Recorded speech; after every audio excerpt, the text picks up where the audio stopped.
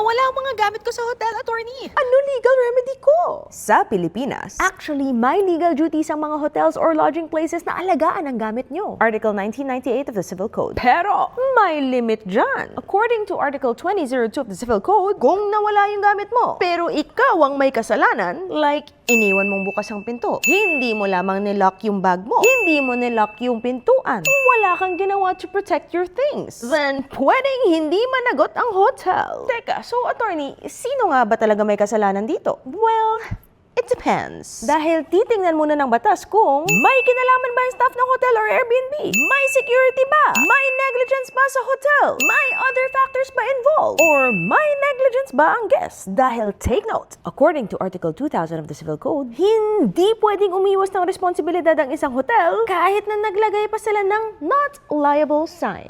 So if this happens to you, pwede ka mag-report agad. Pwede ka magpadala ng demand letter. At pwede ka mag-file ng civil case for damages. Tandaan, hindi lahat ng nawawalang gamit ay kasalanan ng hotel. But, hindi rin pwedeng basta maghugas kamay lang ang hotel. This is Attorney Megs Nogales, here to make the law simple for you. Ang Pink Kanunay.